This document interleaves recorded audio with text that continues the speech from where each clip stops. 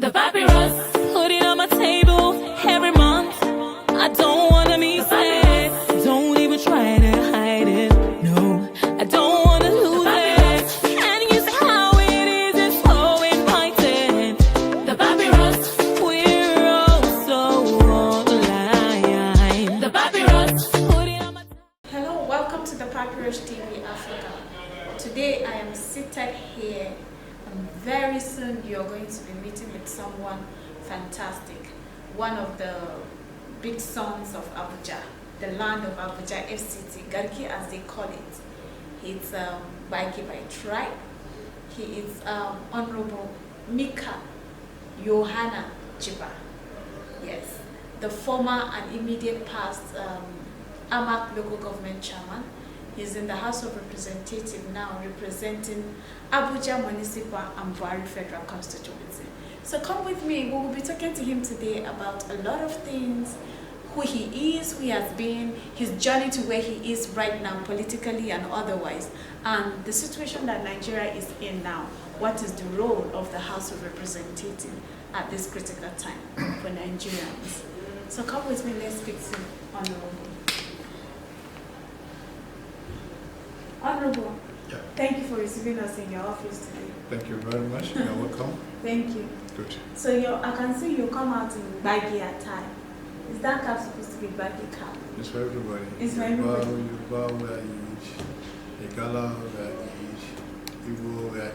So it's for everybody. So it's a Nigerian cap. Nigerian cap. Okay, nice to meet you, sir. Thank you very much. Sir, you have served in critical offices in Nigeria for your people in FCT generally, and you just came in from being a local government chairman, where you were termed a governor, because Abuja Municipal is huge.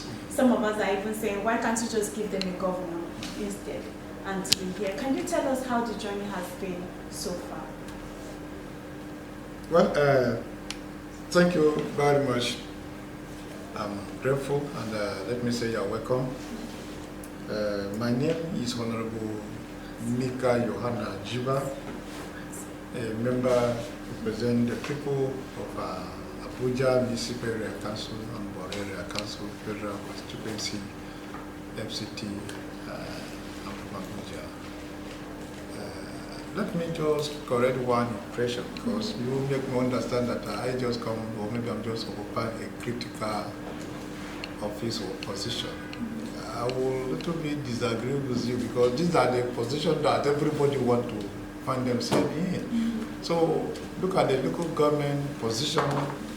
It's a position that everybody wants to find himself, particularly like area council. We're opportunity to find ourselves across the 6 area council here in Federal Capital Territory. I want to say I thank God, and I continue to be thanking God for what God has done to me. I was a AMAC chairman, that is Abuja Municipal Area Council chairman, from 2010 to 2016. But before then, that was not my first position or political position. I was a ward councillor, that is Garki ward, which I spent almost about 6 years to 8 years. That is Garki ward councillor under Abuja Municipal Area Council. I think that was my first career. At least people to able to know me, at the same time to identify myself with my people as a politician. And this where maybe I can say people started picking interest about me when I was a councillor in Garki ward. And after then, I now contested the position of chairman in Abuja Municipal Area Council, and I made the election in 2010. I was in office to 2016, which I was doing my best to my people. What we ask about the position of politics to give the services to the people at the grassroots. And when we look at it, the 704 local government in Nigeria is the closest government to the people at the grassroots. So we did our best, because what you do to our people at the local level is to give them what they need. And what are those things? That is the social amenities. At least a typical village man, how just give him water, give him the roads. If we can able to do all this into him, you are satisfied. You will not even bother about maybe his money, because that is a cross of government. Highest person, the local person, or maybe a legislative person can ask is water and the road and some other small things, scholarships, small things like that, which we were able to do when I was the executive chairman in the Abuja Municipal Area Council. And I want to tell you that I broke the records. Because up to now, you enter some of the communities in Abuja Municipal Area Council, they will tell you that they know what will make our Jiba. They will tell you that these are the projects that Honorable Jiba did when I was AMAC chairman. And from there, that name people call me Babu Shaka. People call me Girgin Talakawa. Babu Shaka means no doubt. Girgin Talakawa means the train of the masses. And when they call this name, I look at it and discover that it's like the name just confirmed me, because my attitude just, in fact, mingle with the people at the grassroots. So, and I did very, very well. Yes. In fact, I can't even remember when I was in the office, maybe somebody said, Mika, come back and repeat what you did, or maybe come back and repeat maybe your statement. It has never happened for almost 6 years when I was the AMAC chairman, that is Abuja Municipal Area Council chairman.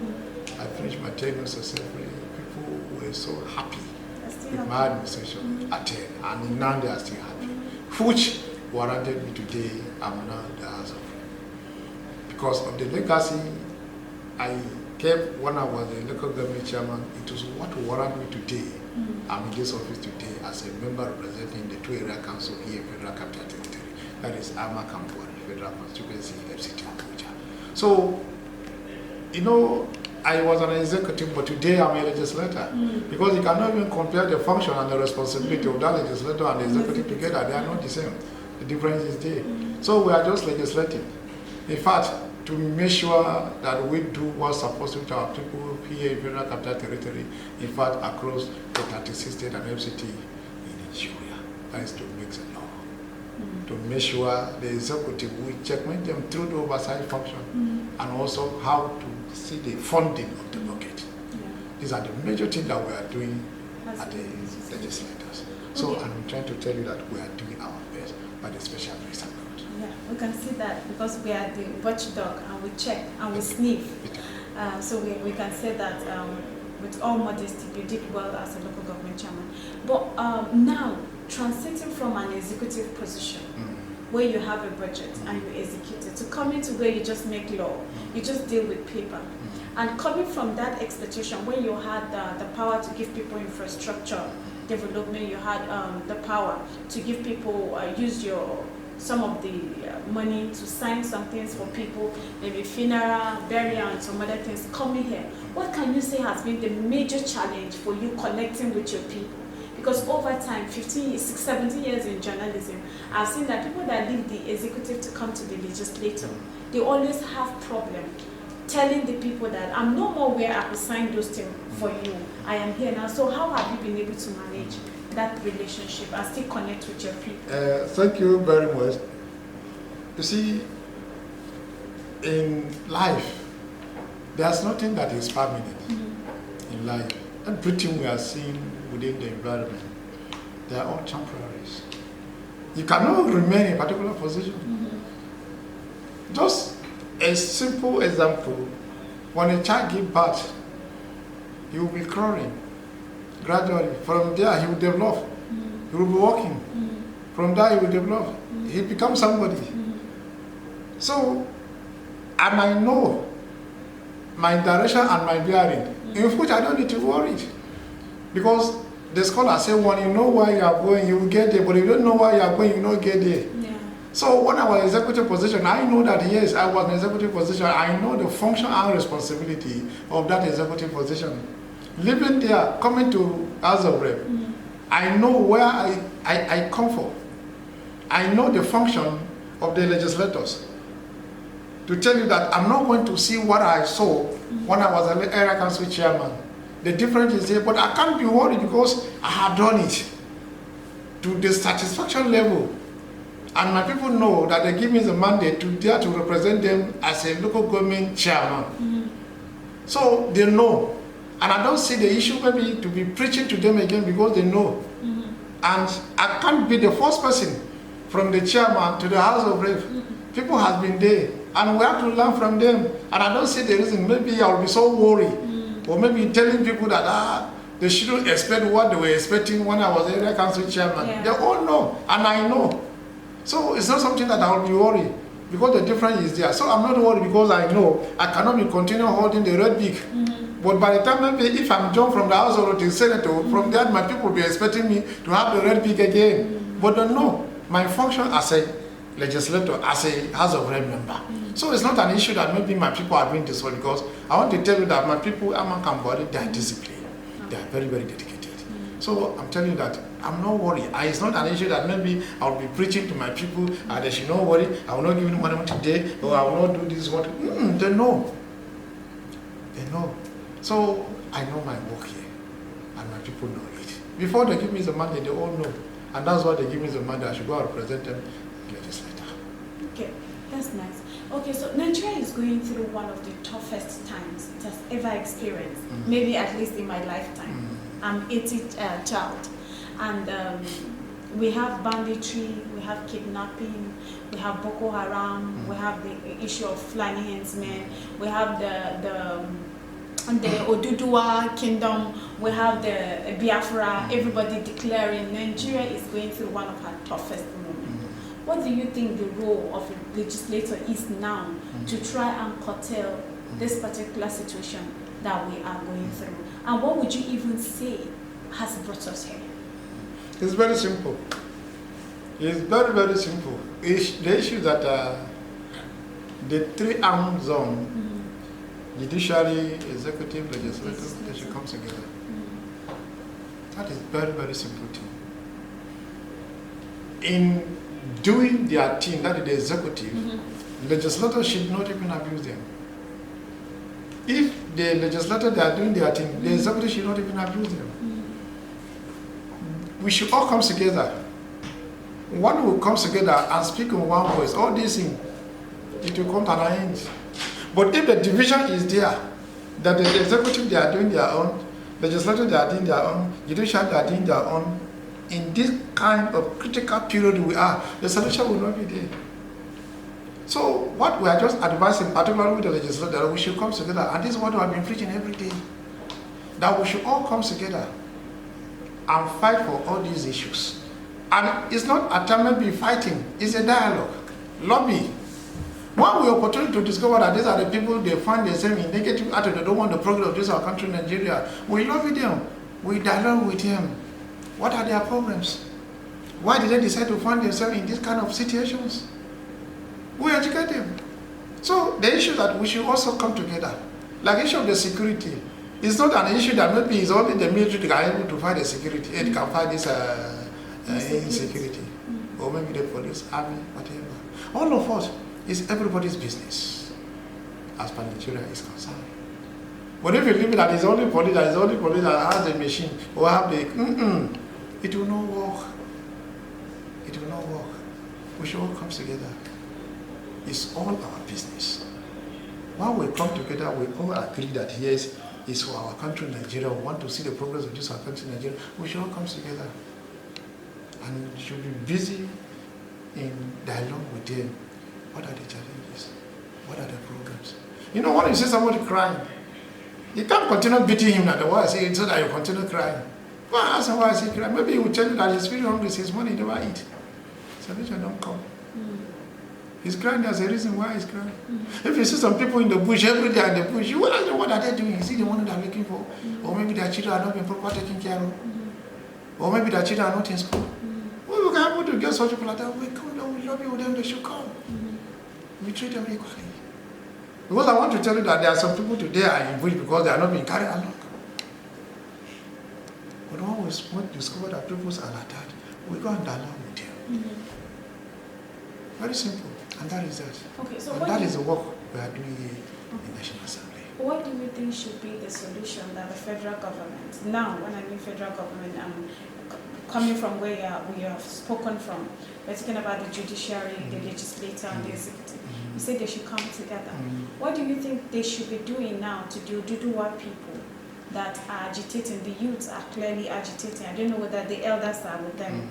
And then the Igbos. Nnamdi Kanu was just rearrested yesterday. Do you think that is the right approach, or you think there is something else that they should have been doing? You just talked about asking them what is their problem. So at the same time, by arresting him, we will sit down with him. He's from Nigeria. If anything is happened to Nigeria today negatively, it will also affect him. Of course. What must he be his person single-handedly doing such a things? That's why they say, let us know what is the problems. So now you're saying that now that they have arrested him, they should use the opportunity to ask him what is his problem. What do you want? If the leadership are not okay, he should advise. If he's not satisfied with the leadership, he should advise. These are issues. Because I know definitely there was something that is even prompting me doing such of things. Then we should sit down and say, proper investigation. It's not maybe beating or maybe punishment. They should sit and she will tell you that this is a problem, these are the challenges. Or maybe they have been marginalized. They are not being carried along. Yes. These are all very, very simple issues. Are they really simple? Because we have been talking about rotation of power. I study mathematics. Yeah. Some of us that we study mathematics, we agree that everything in life is simple, just the matter how to approach it. I understand now. And that is a very simple thing. And we shouldn't forget prayer. We should be prayerful. The two religions, we should find ourselves in prayer, fasting. Nigeria will be okay source by the grace of God. It will not continue. Just as I earlier said, that there's something that is permanent in the society, in the world.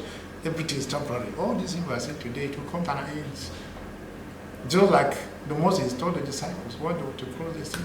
It's all these enemies you are seeing them today, you see them no more tomorrow. Yeah, it's happened. Some of these crises we are seeing today, tomorrow you will not see them again. Amen.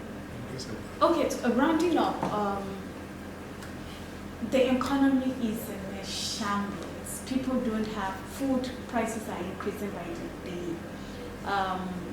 How can you say this has affected you as a legislator? I say that because you're representing 2 area council in Abuja, which is equivalent to 2 local governments in other places that you call them local governments. And most of these people, when they don't have food to eat, they look at the people they've elected. They might have people in this your constituency that are far, far richer than you, but there's a slim chance that they will go to them. How has that affected you as an individual and the work that you're doing? You know, at time everything gets easy. There's a time somebody can laugh. There's a time somebody can cry, because we are not good, we are all human beings. Yes, that's true. So I want to tell you that issue of the money, everybody cannot get money. The shelters, everybody cannot get the shelters. You see some people maybe with 10 houses in our country, Nigeria. Not everybody will get it. So I want to tell you that it has never changed. Right from the beginning, it has never changed. The only thing that we should find ourselves up and doing. You see, the problem we are facing sometimes, people will just believe maybe in white collar job. We are no longer going back to agriculture. That's true. These are some of the challenges, these are some of the reasons. A graduate today that if you don't get maybe the work from National Assembly, I will not work. If I don't get the work today from CPN, I will not work. And look at our economy, we are wasting agriculture. Here and there. We are no longer maybe practicing entrepreneurship. When you go to school, it will educate you, to guide you how you got into entrepreneurship. Things like that. So what I'm trying to say is that we should find ourselves up and doing. Go to London and see what is happening. The number of the civil servants in London are just like 40% or 30%. But the business people are 70 or 60% in London and the US. Are business people.